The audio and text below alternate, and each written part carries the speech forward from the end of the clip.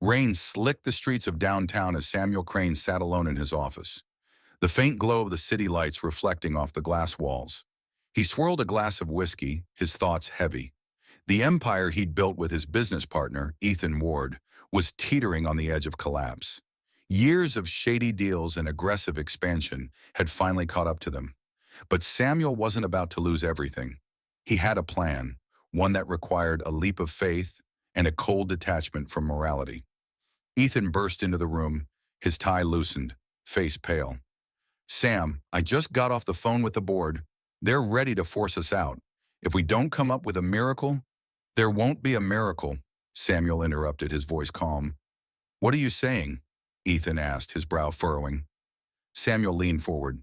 "I'm saying this is the end. For me, at least." "What are you talking about?" Samuel stood, walking to the window. "Ethan, I've been thinking about an exit strategy, one that ensures the company survives, and that you come out on top."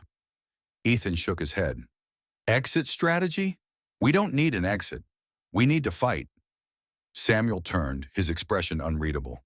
"Sometimes the best way to fight is to retreat, to make a move so drastic that no one sees it coming." 2 weeks later, the world learned of Samuel Crane's untimely demise. A car crash on a remote mountain road, the vehicle found at the bottom of a ravine, charred and unrecognizable.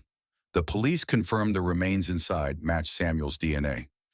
Ethan was devastated, his grief playing out in public as he held press conferences and fielded questions about the future of Crane and Ward Industries. Behind closed doors, Ethan drowned himself in work, poring over documents and trying to salvage the company. Late one night, as he sifted through Samuel's personal files, he found a letter addressed to him. "Ethan, if you're reading this, it means I'm gone. But I'm not leaving you alone. I've left a series of instructions, my final wishes. Fulfill them, and you'll not only save the company, but you'll also uncover a legacy far greater than anything we dreamed of. Trust me." Samuel Ethan clutched the letter, his heart pounding. It wasn't like Samuel to leave loose ends. He read on, finding a key taped to the back of the page. The instructions led him to a storage unit on the outskirts of the city. Inside, he found a steel box filled with cryptic notes, maps, and a burner phone. The phone buzzed to life as he opened the box, a pre-recorded voice message playing. "Ethan," Samuel's voice said, smooth and familiar, "if you're hearing this, you know what to do. I've left you the tools. Now it's time to act. The first step is simple. Retrieve the package at Pier 47 and deliver it to the address enclosed. No questions, no hesitation. The future depends on it." Ethan's hands shook as he pocketed the phone. He didn't understand, but his loyalty to Samuel overpowered his doubt. "I owe you this," he muttered to himself. That night, Ethan drove to the pier, the industrial waterfront shrouded in fog. He found the package, an unassuming briefcase tucked behind a stack of crates. Opening it revealed stacks of cash and a flash drive. The address led him to a decrepit warehouse on the edge of town. Inside, he handed off the case to a man in a suit who nodded without a word. The man disappeared into the shadows, leaving Ethan standing there, adrenaline coursing through him.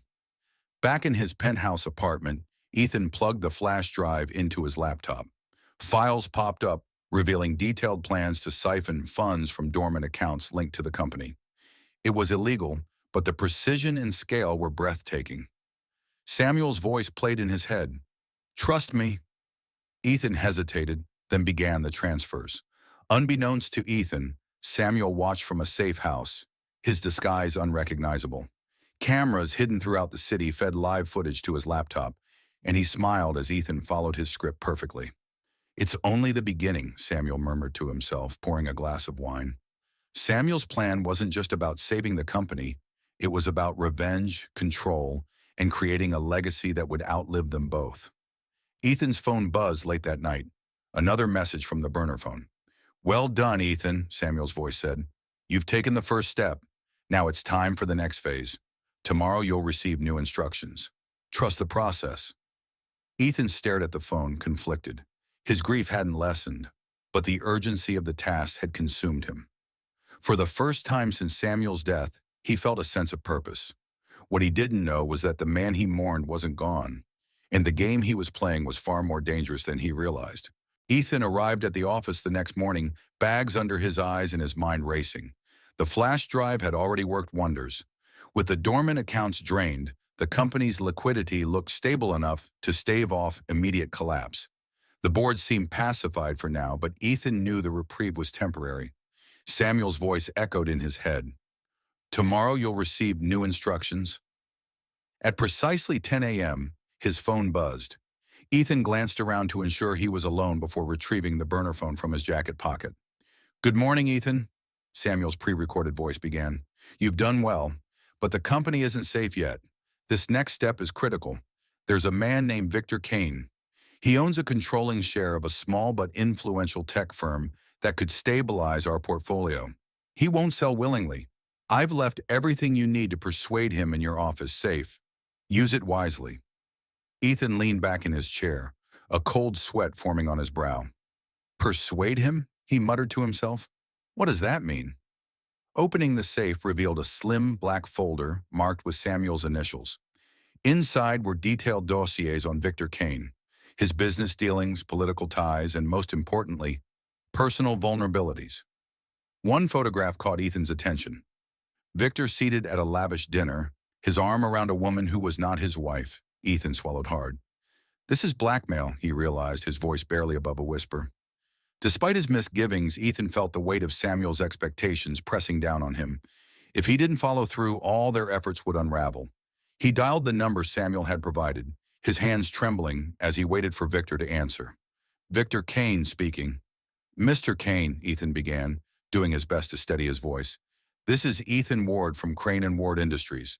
I'd like to discuss a potential partnership. I'm not interested, Victor said curtly. Your company is circling the drain. Why would I hitch my wagon to a sinking ship? Ethan hesitated, then pressed on. Perhaps I can change your mind. I have some information you might find compelling. Let's meet in person. Tonight. Victor's tone shifted, suspicion creeping in. What kind of information? The kind you wouldn't want to discuss over the phone, Ethan replied. There was a long pause before Victor finally said, Fine. The Blackstone Club. 8 o'clock. Don't be late. At 7:30, Ethan sat in his car outside the Blackstone Club, his nerves frayed. He clutched the folder in his lap, going over Samuel's notes one last time. This is insane, he muttered. But the image of Samuel's face, calm, confident, and reassuring, flashed in his mind. Trust the process, Samuel's voice seemed to whisper. Inside the club, Ethan found Victor at a corner table, sipping a glass of scotch. The air was thick with cigar smoke and the low hum of conversations. Ethan approached, his heart pounding. Mr. Kane, he said, extending a hand. Victor glanced up, his expression wary. Ward, sit. Ethan slid into the chair across from him, placing the folder on the table. Victor raised an eyebrow. What's this? Ethan hesitated, then pushed the folder toward him. An opportunity. For both of us. Victor opened the folder, his face darkening as he flipped through the contents. You're blackmailing me? Think of it as leverage, Ethan said, forcing himself to hold Victor's gaze. Sell me your shares, and this stays between us. Refuse and... You don't have the guts, Victor interrupted, closing the folder with a snap. Ethan leaned forward, his voice low. This isn't about guts. It's about survival. You know as well as I do that secrets like these don't stay buried. I'm offering you a way out. Victor's jaw tightened, but after a long pause, he sighed. Fine, you'll have your shares. But if this comes back to haunt me... It won't, Ethan promised. As Ethan left the club, a wave of relief washed over him. The deal was done, and Crane and Ward Industries had gained a valuable asset. But as he walked to his car, the burner phone buzzed again. Well done, Ethan, Samuel's voice said. You're proving to be more resourceful than I expected. But we're not finished yet. There's one more task ahead, one that will test your loyalty and resolve. Ethan clenched his fists, anger flaring. Loyalty, he muttered. You're asking me to destroy myself for your legacy. But even as the anger bubbled, Ethan couldn't bring himself to stop. Samuel's voice was too persuasive, his plan too calculated. Far away in a dimly lit room, Samuel Crane watched the exchange play out on a hidden camera. He smirked, swirling a glass of wine. Good, Ethan. he murmured to himself.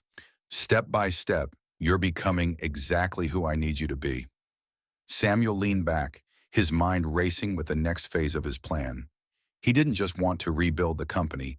He wanted to control it, to shape it in his image, even from the shadows. And Ethan was the perfect puppet to make it happen. Ethan returned to his penthouse apartment, his mind racing. The thrill of coercing Victor Kane had been intoxicating, but it also left a bitter aftertaste. He stared at the burner phone on his desk, knowing another message would arrive soon. He couldn't shake the feeling that Samuel's last wishes were leading him somewhere far darker than he'd anticipated.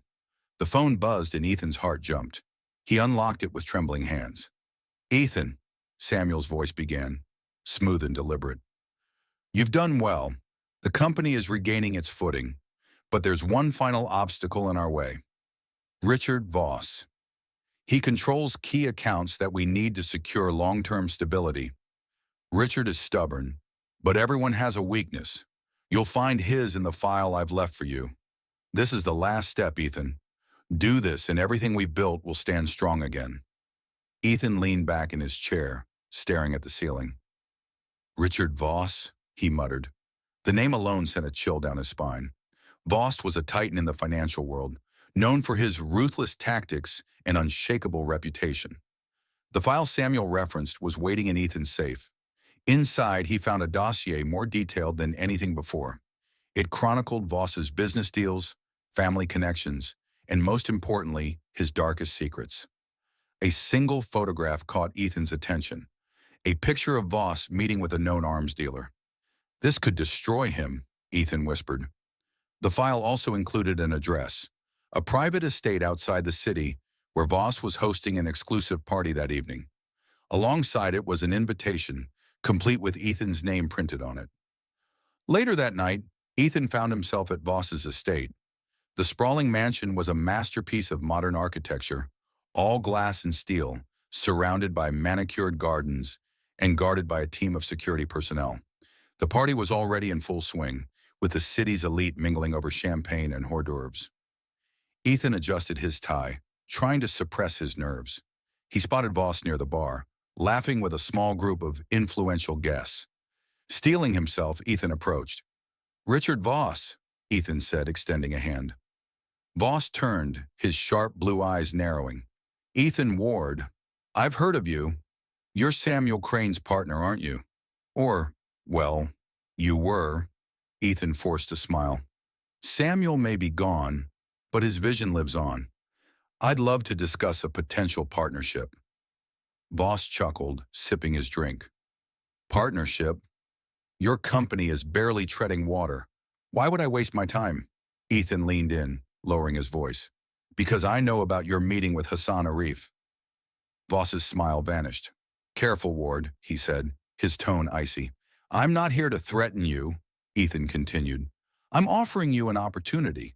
Join us, and we can protect your reputation. Refuse and you'll ruin me, Voss interrupted, his jaw tightening. You don't have the guts. Ethan held his ground, his heart pounding. Maybe I don't, but the media won't care. You've made enemies, Richard. How long do you think it'll take for this to surface? Voss stared at him for a long moment before finally sighing. You're playing a dangerous game, Ward, but I respect a man with nerve. Fine. You'll have my support, for now, but if you cross me, I'll make sure you regret it. As Ethan left the estate, he felt a mixture of triumph and dread. He'd secured Voss's cooperation, but at what cost? Each step deeper into Samuel's plan seemed to pull him further from who he once was. When he returned home, the burner phone buzzed again. Congratulations, Ethan, Samuel's voice said. You've done it. Crane and Ward Industries is stronger than ever, and it's all thanks to you. Now it's time for the final revelation. Check your email. Ethan frowned, his stomach knotting. He logged into his laptop and found an email from an anonymous sender. Attached was a video file. The video began with a grainy recording of a man sitting in a dimly lit room. Ethan's blood ran cold as he recognized Samuel. Ethan, Samuel said, his voice calm and deliberate. If you're watching this, you followed my instructions perfectly. I always knew you had it in you, but there's something you need to know. I'm not dead. Ethan's heart pounded as Samuel continued. I staged my death to escape the legal noose tightening around my neck. But I couldn't leave without ensuring the company and my legacy were secure. That's where you came in. You've proven yourself capable of doing whatever it takes to survive, and now the company is yours to run. Consider it my final gift. The video ended abruptly, leaving Ethan staring at the screen in stunned silence. Far away, Samuel leaned back in his chair, watching the live feed of Ethan's reaction. He smiled, satisfied. Ethan had become the ruthless leader he'd always wanted him to be. What now? Samuel muttered to himself, pouring another glass of wine. Now, we see if he can keep it all together. Ethan sat in his office, staring out the window at the city skyline. It had been 2 weeks since he received the video message from Samuel. 2 weeks since he learned that his mentor, his partner, the man he had grieved for, was alive and watching from the shadows. The revelation had shaken him, but there was no time to dwell on it. With Richard Voss now on board and Crane and Ward Industries stabilizing, Ethan had thrown himself into work, determined to prove that he could handle the weight of leadership. But the doubts lingered. Had Samuel truly entrusted him with the company, or was this all just another manipulation? The burner phone buzzed on his desk. Ethan hesitated, then picked it up, his pulse quickening. Ethan, Samuel's voice began, I hope you're settling into your new role, but don't get too comfortable. There's one more loose end to tie up. Ethan's jaw tightened. You said I was done, he muttered under his breath. There's a man named Carter Shaw, Samuel continued, a former board member who's been leaking sensitive information to our competitors. He needs to be dealt with. I trust you'll find a way to handle it discreetly. The message ended, leaving Ethan staring at the phone in disbelief. Later that evening, Ethan met with his closest confidant, Amanda Cole, the company's head of legal. Amanda had been with Crane and Ward for years, and her loyalty to Samuel had always been unwavering. We need to talk, Ethan said as they sat in his office. Amanda raised an eyebrow. Sounds serious. It is, Ethan replied. Do you know anything about Carter Shaw leaking information?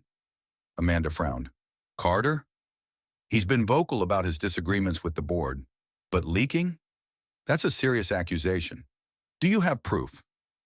Not exactly, Ethan admitted, but Samuel seemed convinced.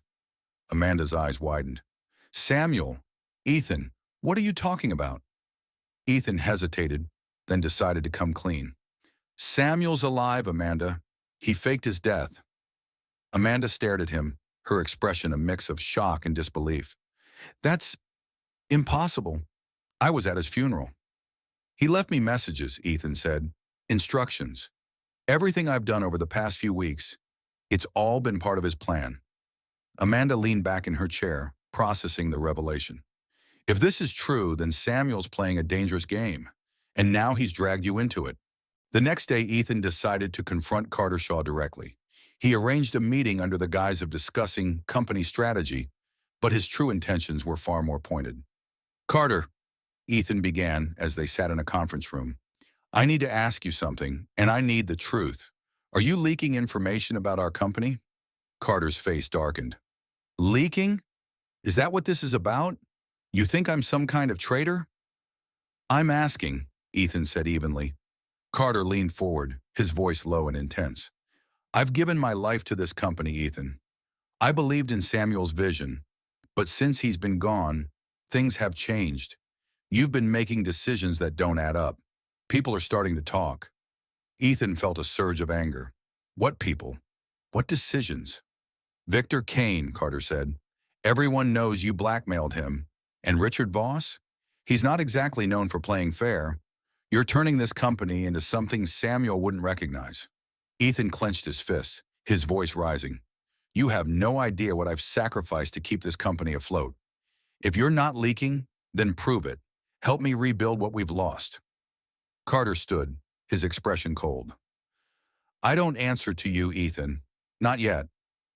That night, Ethan received another message from Samuel. I heard about your meeting with Carter, Samuel said. Good, let him squirm. But don't be naive, Ethan. Men like him don't change. If you want to secure the company's future, you'll have to make tough decisions, just like I did. Ethan stared at the phone, his anger boiling over. "I'm not your puppet," he muttered, tossing the phone onto his desk. In a darkened room miles away, Samuel watched Ethan's every move through hidden cameras. His smirk widened as he sipped his drink. "You're getting there, Ethan," he murmured. "Soon you'll see the world the way I do. And when that happens, there'll be no stopping us." Samuel leaned back, the glow of his monitors reflecting in his eyes. He had orchestrated every move, every choice, to mold Ethan into the leader he needed him to be. But there was one thing even Samuel couldn't predict: whether Ethan would remain loyal or turn against him. Ethan sat in his dimly lit office, staring at the burner phone. Samuel's latest message echoed in his mind. "Tough decisions, Ethan. Just like I did." The weight of those words pressed down on him. He felt like a marionette, with Samuel pulling the strings from the shadows. But the strings were fraying. For weeks, Ethan had followed Samuel's instructions, believing it was for the good of the company. Now he wasn't so sure. Was he saving Crane and Ward, or merely transforming it into a tool for Samuel's unseen agenda? The phone buzzed again. Ethan hesitated, his finger hovering over the screen. Finally, he picked it up and played the message. "Ethan," Samuel's voice began, as calm and calculating as ever. "You're at a crossroads. Carter Shaw isn't just a threat to the company. He's a threat to you. If he's allowed to continue undermining your authority, everything we've worked for will unravel. You know what needs to be done. Finish it." Ethan's stomach turned. "Finish it?" he muttered aloud. Samuel's meaning was clear. Later that evening, Ethan met with Amanda again, this time at a quiet cafe far from the office. "We need to talk," Ethan said, his voice low. Amanda looked concerned. "Let me guess. Another message from Samuel?" Ethan nodded. "He wants me to deal with Carter." Amanda's eyes widened. "Deal with him? Ethan, you can't be serious. Whatever Samuel is planning, you don't have to go along with it." Ethan leaned forward, his voice tense. "You don't understand. Samuel has eyes everywhere. If I refuse, he'll know. And if I make the wrong move, he'll destroy me." Amanda placed a hand on his arm. "Then it's time to turn the tables. We can find him, expose him. If Samuel faked his death, there has to be a trail." Ethan shook his head. "Samuel doesn't make mistakes. If he wanted to disappear, he's covered his tracks." "Maybe," Amanda said, "but no one's untouchable. Not even him." Over the next few days, Amanda and Ethan worked in secret, digging into Samuel's past. They combed through financial records, old emails, and security footage, looking for anything that could reveal his location or motives. Finally, Amanda found something: a series of offshore accounts linked to shell companies. One of the accounts showed recent activity, a payment to a luxury property in the Cayman Islands. "This has to be him," Amanda said, showing Ethan the evidence. Ethan stared at the screen. "If we can prove he's alive, we can end this." Amanda nodded. "But we'll need to be careful. If Samuel realizes we're onto him, he'll retaliate." The next day, Ethan received another message from Samuel. "You've been quiet, Ethan," Samuel said. "I trust you're handling the situation with Carter. Don't disappoint me." Ethan clenched his fists, his anger boiling over. He decided it was time to confront Samuel directly. Using the information Amanda had uncovered, Ethan tracked Samuel to a secluded villa on the Cayman Islands. He booked a last-minute flight, determined to end the charade once and for all. The villa was a sprawling estate surrounded by lush greenery and hidden behind high walls. Ethan arrived under the cover of darkness, his heart pounding as he approached the main house. Inside, Samuel was sitting in a luxurious study, sipping wine and watching a live feed of Crane and Ward's headquarters. He didn't hear Ethan enter. "You're alive," Ethan said, stepping into the room. Samuel turned unfazed. "Of course I am. I knew you'd figure it out eventually." Ethan's hands trembled with rage. "You've been manipulating me, pulling my strings like a puppet. Why?" Samuel set his glass down and leaned back in his chair. "Because you needed it, Ethan. You were weak, indecisive. I gave you a purpose, a spine. Look at what you've accomplished under my guidance. Crane and Ward is stronger than ever." "At what cost?" Ethan demanded. "You turned me into a monster. And for what? So you could sit here and watch me from the shadows?" Samuel stood, his expression calm but firm. "You're not a monster, Ethan. You're a survivor. Everything I've done was to prepare you for this moment." "What moment?" Ethan asked, his voice shaking. "The moment you realize you don't need me anymore," Samuel said. "The company is yours now. The decisions are yours. But if you're going to lead, you have to be willing to do whatever it takes." Ethan stared at him, torn between anger and despair. For so long, he had been chasing Samuel's approval, following his instructions without question. But now he saw Samuel for what he truly was, a manipulator, a man who thrived on control. "I don't need you," Ethan said finally. "And I never will again." Samuel smiled faintly. "Good. Then my work here is done." Ethan left the villa, feeling a strange sense of liberation. For the first time in weeks, he felt like he could breathe. Samuel's shadow no longer loomed over him. Back in the city, Ethan returned to Crane and Ward with a renewed sense of purpose. He knew the road ahead would be difficult, but he was ready to face it on his own terms. And as for Samuel, he would remain in the shadows, watching, waiting, ready to intervene if Ethan ever faltered. But Ethan was determined not to give him the chance. Ethan returned to the bustling city, his mind still reeling from his confrontation with Samuel. The flight back had been turbulent, both literally and metaphorically. He had escaped Samuel's grasp, but the lingering question of what kind of leader he would become haunted him. At Crane and Ward Industries, the atmosphere was charged. News of Carter Shaw's sudden resignation had spread like wildfire. Amanda had uncovered damning evidence of Carter's misdeeds, a series of secret deals that compromised the company's interests. She had presented the findings to the board, forcing Carter out without a fight.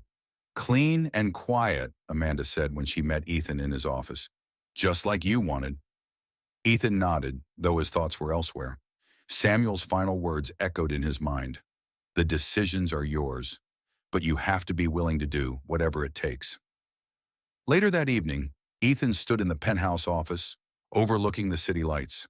His reflection in the glass seemed almost foreign to him, a man transformed by weeks of manipulation, betrayal, and hard choices. The burner phone buzzed on his desk. Ethan froze, a chill running down his spine. Slowly, he approached the desk and picked up the device. The screen displayed a single word: "Congratulations." There was no voice message this time, no cryptic instructions, just that single word. Ethan tossed the phone into his desk drawer, slamming it shut. Amanda knocked on his door.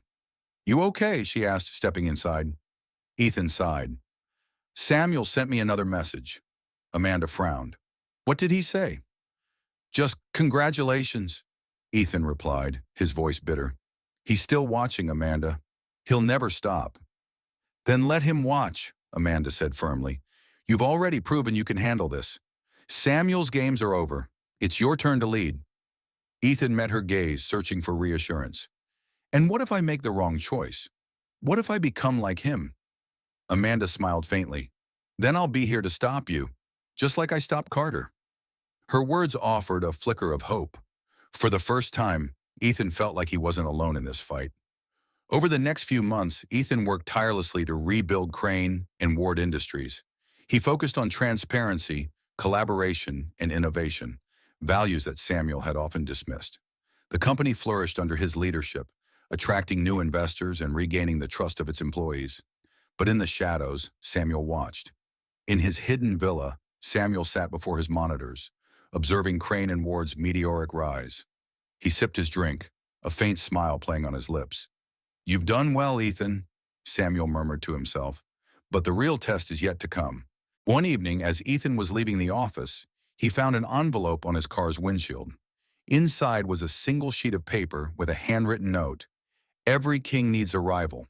There was no signature, but Ethan knew who it was from. He crumpled the note in his hand, his jaw tightening. Samuel might still be out there, but Ethan was no longer the naive man he once was. He had learned to navigate the shadows, to stand his ground against even the most formidable adversaries. "Let him come," Ethan muttered under his breath, tossing the note into a nearby trash can. As he drove away, the city lights blurred into streaks of gold and white. Ethan felt a sense of resolve, an understanding that his journey was far from over. Samuel had created a rival, but he had also created a leader.